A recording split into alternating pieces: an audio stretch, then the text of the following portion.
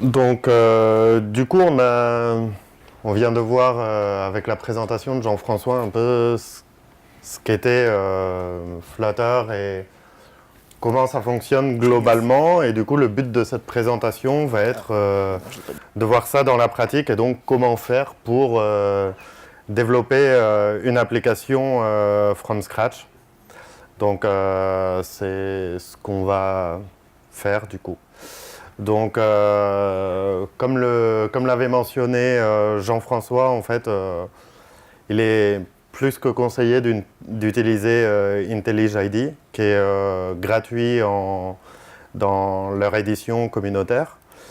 Donc ensuite, typiquement, vous faites un nouveau projet Flutter, vous mettez les noms que vous voulez, et ensuite, donc, l'IDE va vous créer le projet, plus ou moins rapidement, suivant le poste que vous avez. Voilà. Donc, lorsque le projet est créé, vous arrivez sur une appli déjà existante qui était qu'on peut exécuter, qui était l'exemple montré par Jean-François, à savoir une application avec un compteur qui s'incrémente à chaque fois qu'on clique sur un bouton. Là aussi, le hot reload, comme c'était dit, est très rapide. Voilà, donc par exemple, pour mettre le hot reload en place, donc là, on a un compteur qui est à 6. Ensuite, si dans l'application, je veux dire, tiens, que ma couleur primaire, ça va être du vert. Ensuite, il suffit de cliquer en haut à droite sur l'icône Hot Reload. Et donc, mon application n'a pas bougé. Le temps que je switch d'écran, c'était déjà fait. Et l'appli est passée du bleu au vert. Voilà, donc un peu en Hot Reload, et ça fonctionne pour tout, aussi bien pour les fonctionnalités, donc passer en décrément ou bien même du design, ce que l'on veut. Donc du coup, l'objectif de cette présentation est de créer une application from scratch. Donc on va commencer à partir de rien. Et la première chose à faire, en fait, ça va être de créer une application, donc une classe qui étende un widget, puisque tout est widget en Flutter. Donc vous avez deux types de widgets. Les stateless widgets qui sont invariants quel que soit l'état de l'application. On va voir un petit peu la notion d'état un peu après.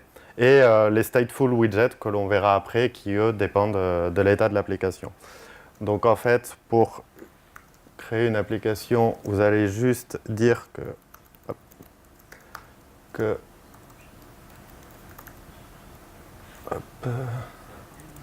ouais, c'est ça. Hop.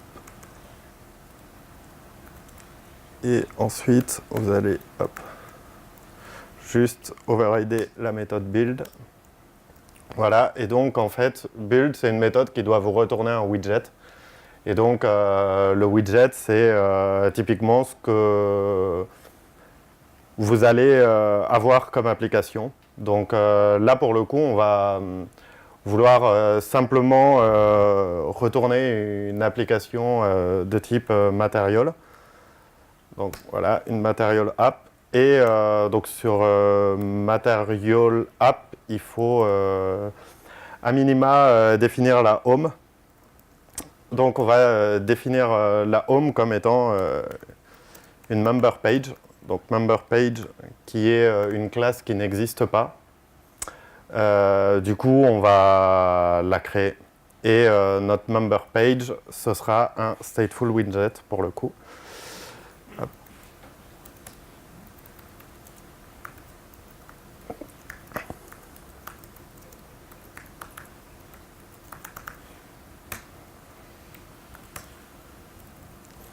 Hop. Et de la même façon, on va overrider la méthode createState. Donc createState, c'est juste une méthode qui va nous retourner justement l'état dans lequel l'application se trouve. Donc, du coup, en fait, il serait peut-être bon de parler de l'application que l'on va créer. En fait, c'est une application qui va aller chercher sur l'API de Meetup la liste des participants à ce Meetup, qui va en prendre un de manière aléatoire. Et ce sera la personne qui repartira avec la licence IntelliJ. Donc, du coup, on aura 3 états dans l'application. On aura un état de loading, qui est le chargement en attendant que l'API réponde. L'état de succès, donc où on affichera un membre tiré au hasard, et l'état éventuel d'échec s'il y a si un échec se produit au niveau de la connexion. Hop. J'ai juste corrigé une petite erreur. Voilà. Donc, du coup, on va créer notre état donc, sur une classe qui va s'appeler MemberPageState et qui va extend un state de MemberPage. De la même façon, on va overrider la méthode build. Et en fait, on va juste dire que notre méthode createState, elle va nous retourner un MemberPageState. Voilà, on peut même changer la signature de la méthode. Hop. Et donc, à partir de là, on a donc un état qui, lui, doit nous retourner un widget.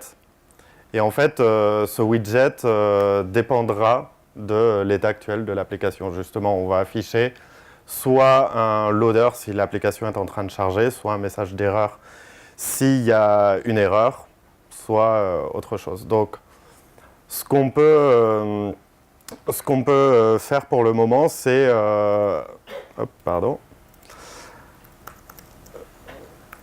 retourner le résultat d'une méthode qu'on va appeler getCurrentWidget. Et du coup, en fait, c'est une méthode qui va nous retourner un widget.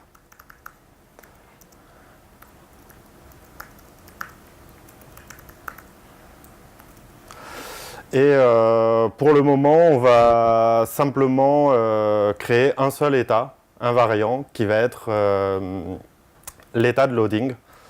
Donc, pareil, on va créer une méthode getLoadingStateWidget qui va nous afficher le widget correspondant à l'état lorsque l'application est en train de charger.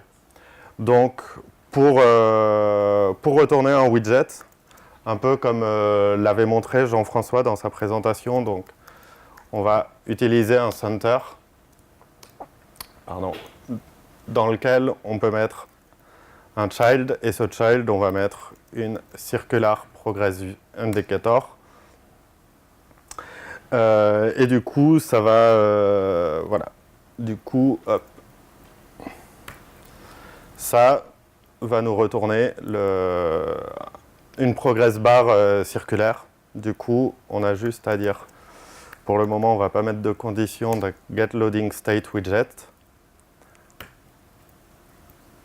Et donc, notre état. Et donc, du coup, maintenant, si on exécute l'application telle qu'elle est là, il ne va rien se passer. Il faut juste lui donner un point d'entrée, donc lui dire que la méthode main va juste exécuter l'application. Voilà, new my app. Et donc maintenant, on peut exécuter l'application. Et voilà, donc on a un loader circulaire qui s'affiche. Du coup, là où on pourrait améliorer ça, c'est qu'on voit que vraiment il y a aucun contenu, il n'y a aucune barre de titre, on est vraiment dans le plus basique sur un écran noir. Donc ce qu'on peut vouloir faire, c'est dire, voilà, je veux retourner un layout avec une barre de titre, et du coup, c'est une première chose qu'on va faire. Donc, pardon. Donc, pour créer un layout, on utilise un scaffold.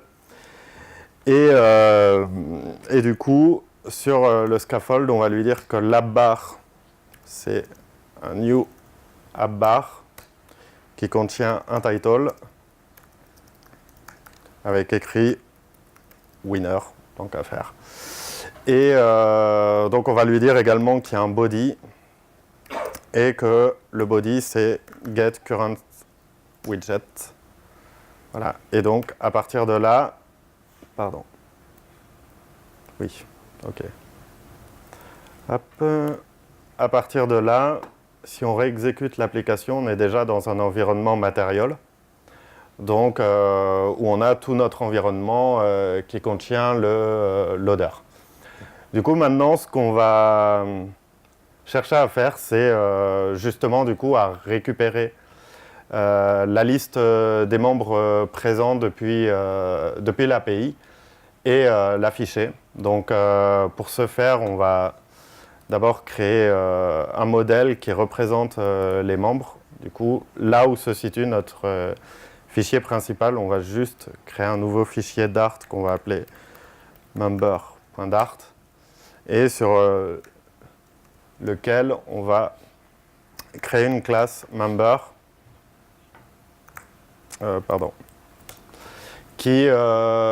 alors la classe member ne contiendra qu'une seule chose, la seule chose qui nous intéresse à afficher, à savoir le nom. Et du coup, on va juste ajouter un constructeur pour la classe. Hop. Hop là. Voilà. Et donc, à partir de là, vous avez une classe member qui peut être setée avec un nom.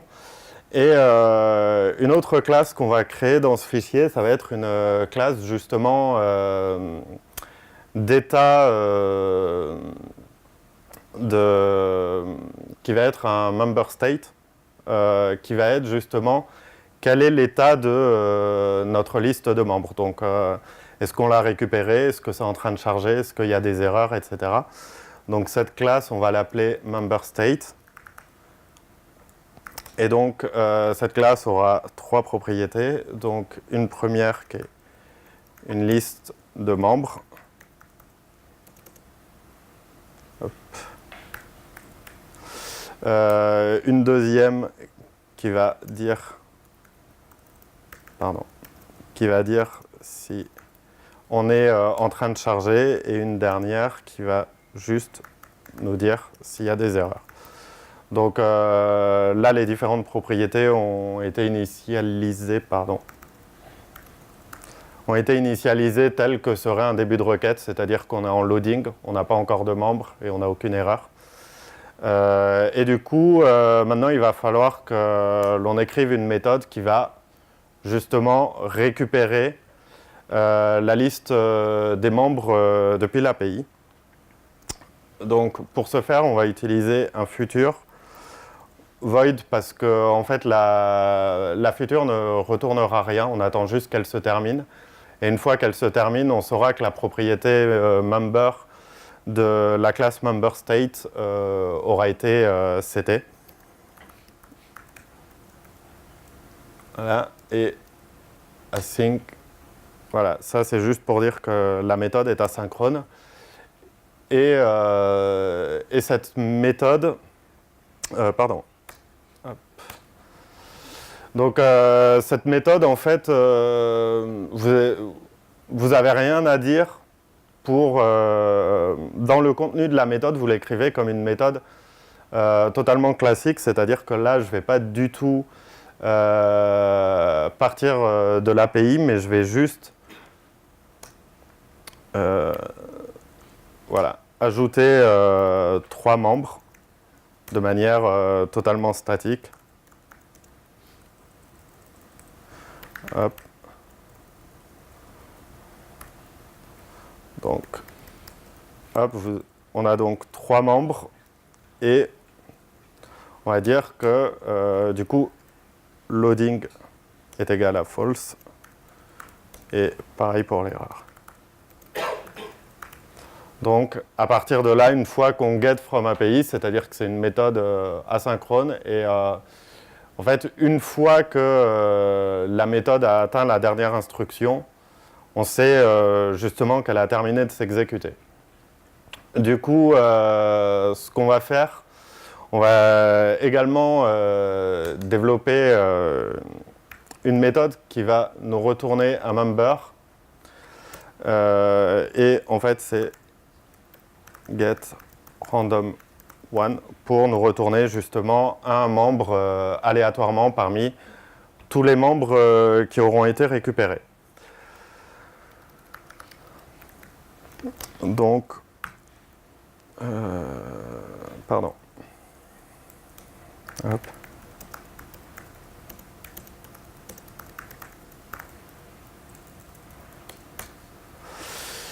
Et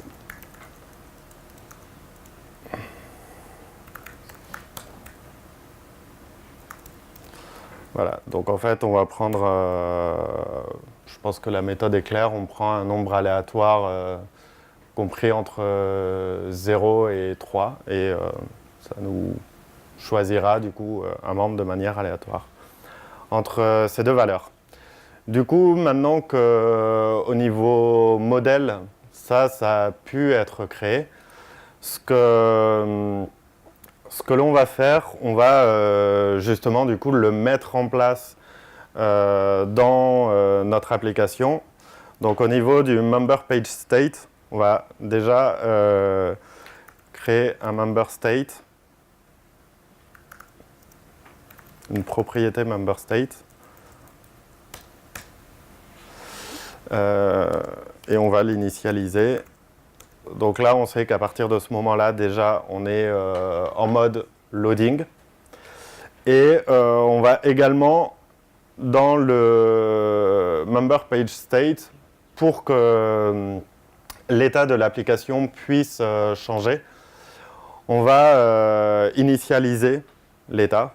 Donc en fait, c'est via une méthode qui est déjà fournie à la base qui s'appelle initState. Pardon. Et une fois qu'on a fait cette méthode, la seule chose que l'on a à faire, c'est initState et on va juste lui demander de récupérer les membres. Cette méthode n'existe pas, donc on va la faire tout de suite. Voilà, donc c'est une méthode asynchrone. Et,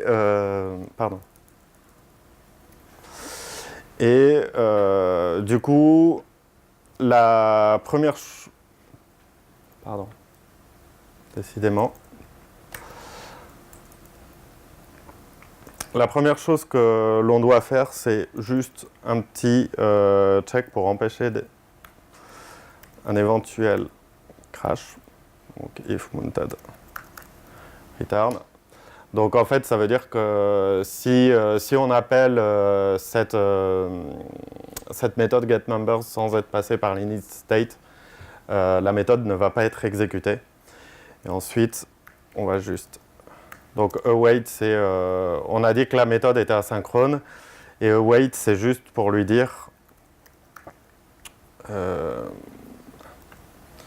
pardon. Voilà, await, c'est juste pour lui dire attendre que la méthode est terminée. Et ensuite, une fois que la méthode est terminée, on va juste lui setter un état pour lui dire en fait que son état a changé. Donc là, on set un état vide parce que on est passé par une classe memberState qui, elle, stocke l'état. Donc on n'a pas besoin de stocker de choses concernant l'état dans notre objet memberPageState. Pardon. Donc, du coup, une fois qu'on a fait ça, on va juste, donc, en fait, sur getCurrentWidget, on va lui dire que si s'il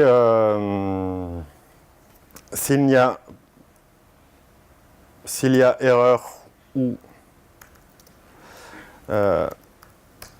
que c'est en train de charger, alors on affiche le loader. Et sinon, on va juste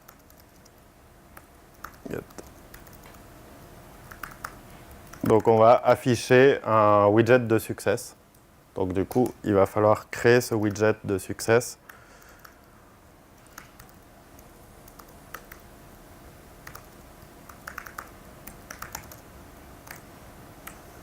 Et donc, on va return un new center avec un texte à l'intérieur et members get random one name. Voilà. Donc, jusque là, on a pardon. Jusque-là, on a du coup créé une méthode qui, donc là pour le coup, simule un appel API. L'appel API ne se fait pas encore. Et qui du coup va afficher un loader tant que l'état est à loading ou que l'état est en erreur. On verra ensuite comment afficher le message d'erreur. Et une fois que c'est en succès, alors du coup ça va nous afficher le nom d'un des membres de manière aléatoire. Donc si on réexécute l'application, d'accord.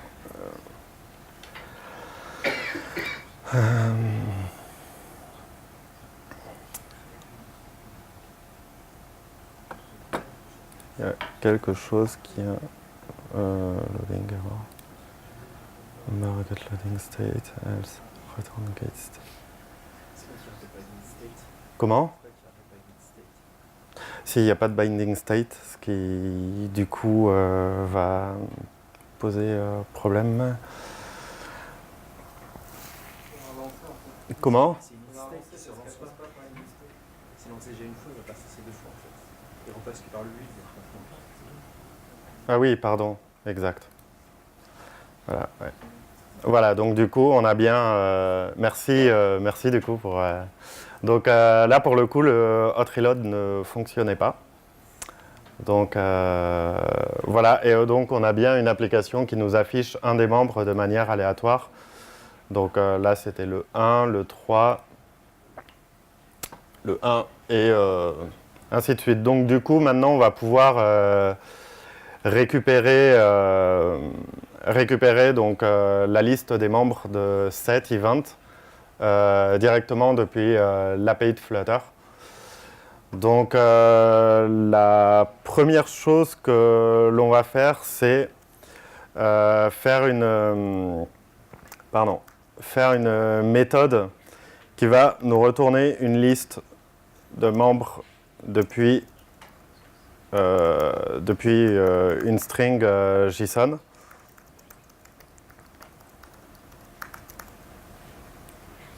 Hop. Et du coup, donc, justement, il y a des packages et des plugins pour faire ça de manière automatique à partir de Pojo. Là, on va le faire à la main, justement, parce que Edouard parlera plus en détail des plugins et parce que pour le moment, on n'a que le nom du membre à récupérer, ce qui fait que c'est pas quelque chose de compliqué. Donc en fait, on prend juste la librairie JSON, on lui demande de décoder notre string. Hop. Ensuite, liste. Donc on initialise notre liste de membres. Et ensuite, ça va être une simple boucle for.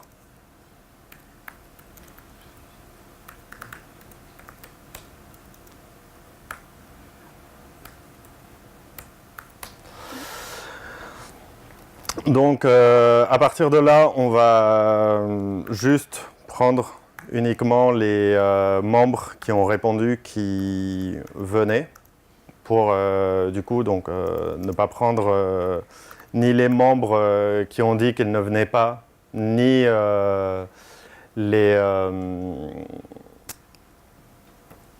ni les membres qui sont sur liste d'attente. Et tant qu'à faire, parce qu'en préparant, ça m'est déjà arrivé, donc je vais juste m'exclure des potentiels gagnants.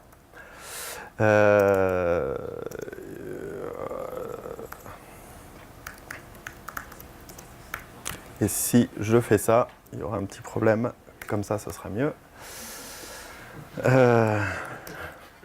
Même si j'aimerais bien gagner, c'est un moyen de forcer le destin qui est plutôt pas mal. Du coup, donc, si le membre remplit ces conditions, on va du coup l'ajouter. Hop.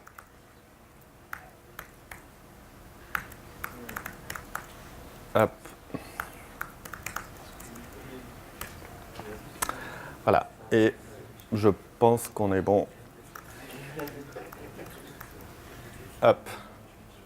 Donc voilà, donc ça c'était la méthode pour retourner la liste des membres depuis le JSON. Et du coup, maintenant, on va récupérer le JSON directement depuis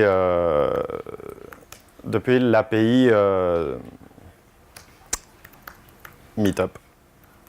Hop.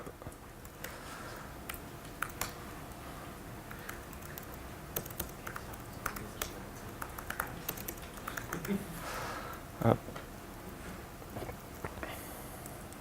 Donc on va passer par, pareil, encore une fois, je vous suggère d'aller voir tous les plugins de requêtes HTTP qui existent.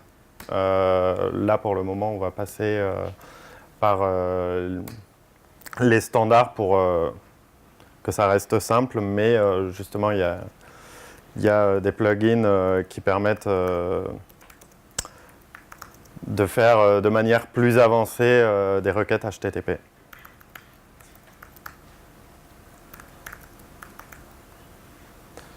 Pardon.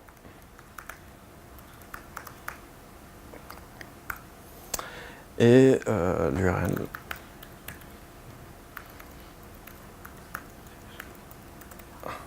C'est là que j'aurais dû faire un copier-coller, je pense.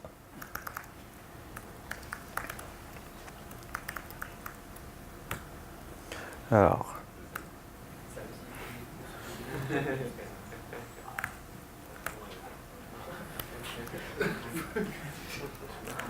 Voilà, c'est bon, c'est prochaine fois, petit copier-coller. Mais donc du coup, là, on effectue la requête.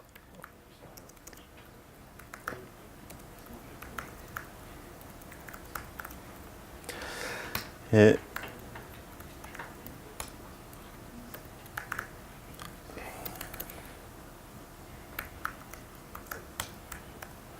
donc, si tout est good, on pourra récupérer la réponse.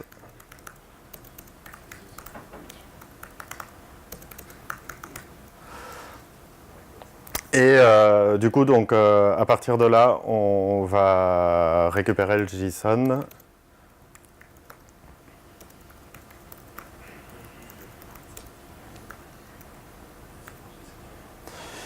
Point décodeur. Pardon.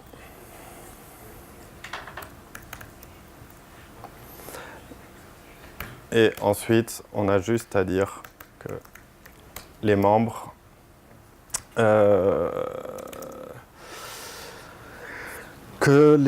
sont voilà.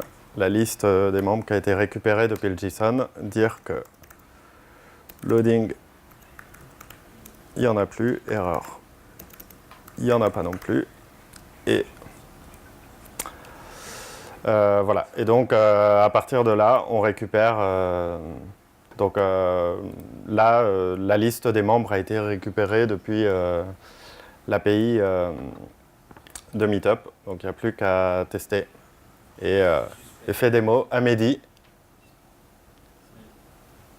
Ah, oui, d'accord, merci. J'ai appris... c'est quelqu'un que je connais, il ne s'appelle pas Mehdi. Là, pour info, encore une fois.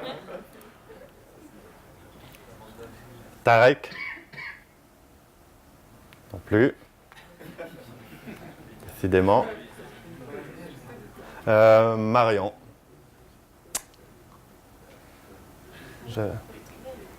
Quelqu'un d'autre? D'accord.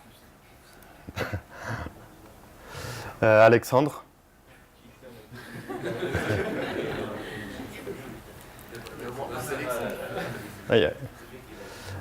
Kriwis. Non. Non plus.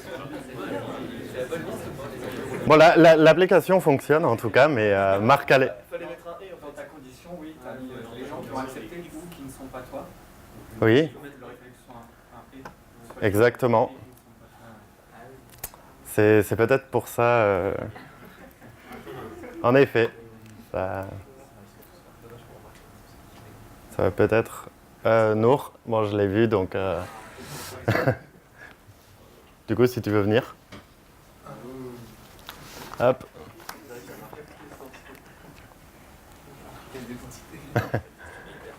Du coup, tu as une licence pour un IDE JetBrains. Il n'y a pas de quoi.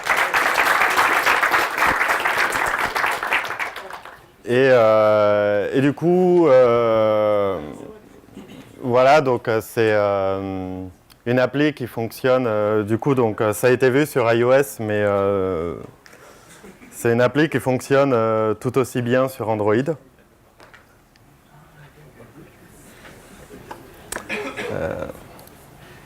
Voilà, donc SMS peut-être pas, mais hop.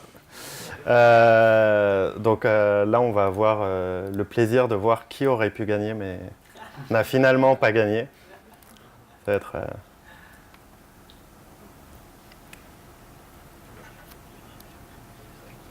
Hop. C'est en train de compiler.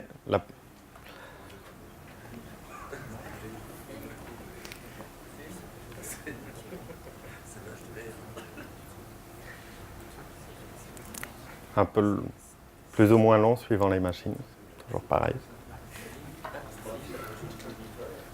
Voilà. Et donc, on a la même appli. Donc, désolé. Mais voilà, donc pour montrer que sur un temps de dev équivalent au temps de développement d'une app, que ce soit Android ou iOS, je suppose, c'est-à-dire que c'est ce temps-là que j'ai pris aurait été à peu près le même temps que j'aurais pris pour développer la même application sur Android. Sauf que l'avantage, c'est que là, pour le coup, la même appli a été développée pour deux OS différents. Du coup, c'est un des avantages de Flutter. Du coup, s'il y a des questions. Oui. Un petit truc qui m'a échappé, c'est Oui. à jour tes booléens d'état en fait. Oui. Et la UI, enfin ça. Comment? Et du coup, ça se reflète sur la UI. J'ai pas compris comment. En fait, donc là, le souci, c'est qu'on a, enfin l'avantage, c'est qu'on a une très bonne connexion Internet. Donc on ne voit pas forcément l'état dans lequel ça se trouve, mais par exemple, si... Hop, je vais repasser sur mon téléphone, que je vais mettre... Hop. Donc là, du coup... Hop... raté. Ouais. Vraiment raté. Pour le coup, donc là, j'ai plus J'ai plus de réseau sur mon téléphone. Pardon. Ah oui, pardon. Donc si je relance l'application, voilà, ça va un peu plus vite cette fois. Donc là, on voit le loader parce qu'il n'y a pas eu de message d'erreur. Et en fait, c'est là que ça se retranscrit sur la UI. C'est-à-dire qu'en fait, dans le get current widget, j'ai dit que s'il y avait une erreur ou alors que l'appli était en train de charger, alors on affiche un loading state widget. Du coup, le loading state widget n'a pas forcément été vu dans les applis qui fonctionnaient, parce que la qualité du réseau fait que le temps de switcher d'un écran à l'autre, ça s'affichait déjà. Mais sinon, le widget s'affiche bien.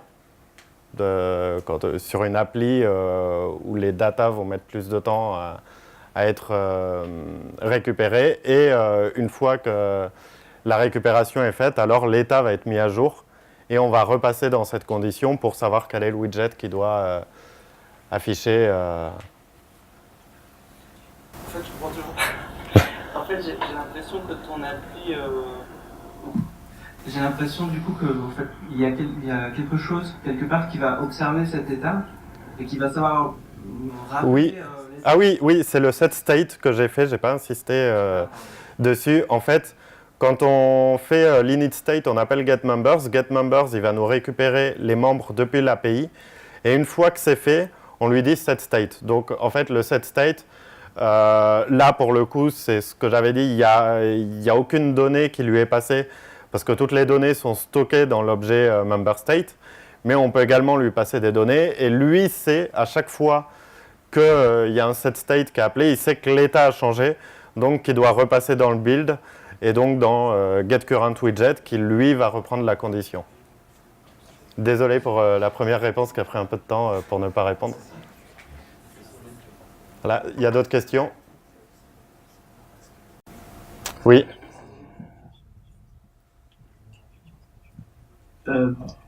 Merci pour la présentation. Il n'y a pas de quoi. Est-ce qu'il est possible d'avoir deux styles différents, un natif iOS et un Android? Voilà, donc c'était à la base la présentation qui était prévue d'avoir deux styles différents. Ensuite, celle-là s'intégrait plus dans la logique, mais oui, il y a moyen d'avoir deux styles différents, c'est-à-dire qu'en fait, on a moyen de savoir sur quel OS on est. Alors, pour répondre à une question qui avait été posée à Jean-François, dans la liste des OS proposés sur lesquels on peut être, il y a Chrome OS, Windows, macOS et Linux, qui sont proposés en plus d'iOS et Android. Donc, ça laisse supposer qu'il sera bientôt possible de faire du dev desktop. Mais oui, et en fait, donc, c'est une petite chose sur laquelle je suis passé assez rapidement quand j'ai dit du coup qu'on faisait un scaffold. Il faut savoir que le scaffold, c'est un layout purement Material. Donc en fait, on a importé toute la librairie Material. Il faut savoir que en fait, la même librairie existe, une librairie qui s'appelle Cupertino, donc qui a un peu moins de composants. Et c'est une librairie qui, pour le coup, va récupérer tous les composants iOS. Donc, afficher de la même façon qu'on aurait pu avoir un UI Navigation Controller avec une top bar vraiment typique iOS, etc. Et c'est possible de faire en fonction de l'OS. Ensuite, sur des gros projets de manière architecturale, on va plus passer sur des builders, justement pour retourner une app bar en fonction de l'OS. Mais c'est tout à fait faisable dans le code, on peut distinguer les OS. Du coup, on va... Dernière, du coup, désolé, ce sera la dernière question. Oui. Désolé, je vais poser la question Oui. en anglais. Oui, ok. For the permission management. Yep. So we went to the internet without. I will answer in English. So for the permission, you have an Android folder in which you have your app folder source with manifest. So you can manage your permission in this manifest file in which it was previously written that internet permission should be on. So because we already have internet permission written in the sample app from which I developed this one, because it was already written, we don't have to handle permission, but we can handle it here. Du coup, on va passer à la présentation suivante d'Edouard. Voilà. Merci.